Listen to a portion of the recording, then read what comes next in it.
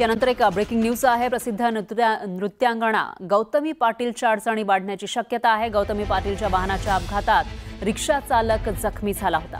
पुण्यातील वडगाव बुद्रुक परिसरामध्ये अपघात झाला होता। या प्रकरणी गौतमी पाटीलला अटक करा अशी मागणी जखमी रिक्षा चालकाच्या कुटुंबियांनी केली आहे। दरम्यान वाहन गौतमी पाटीलच्या नावाने असल्याने पुणे पोलिसांनी तपासासाठी गौतमी पाटीलला नोटीस सुद्धा पाठवली आहे। त्यामुळे आता गौतमीला अटक होणार काय याची चर्चा सुरू आहे।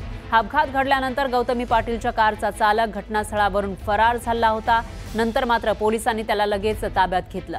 दरम्यान आता गौतमी पाटीलच्या गाडीच्या अपघातानंतर जखमी रिक्षा चालक कुटुंबियांची कारवाईची मागणी समोर येते।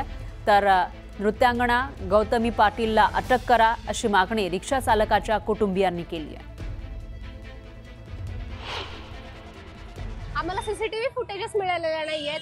आम्ही गौतमी पाटील मॅडमच्या सगळ्या कॉल नंबरचा सीडीआर मागवला होता। जो मूळ आरोपी आहे त्याचा सीडीआर मागवले होते। त्याचे लोकेशन्स गाडी भोरमधून जेव्हापासून निघाली ते एंडपर्यंत अपघात होण्याच्या ठिकाणापर्यंतच्या सगळ्या लोकेशन्स, सगळ्या सीसीटीव्ही फुटेजेस ज्यामध्ये गौतमी मॅडम आणि तो जो आरोपी त्यांनी जमा केलाय तो एकदम क्लिअर दिसेल या सगळ्याचे आम्ही निवेदन केलं होतं पीआय सरांना, पण त्यांनी कोणत्याही प्रकारचे सॅटिस्फॅक्टरी रिझल्ट। आज 4 दिवस झाले माझा पेशंट व्हेंटिलेटरवर आहे आयसीयू मध्ये, तरी आम्हाला ह्या सगळ्या गोष्टींची दाहकता त्यांनी न ठेवता आम्हाला अजून अंधारात ठेवलेलं आहे।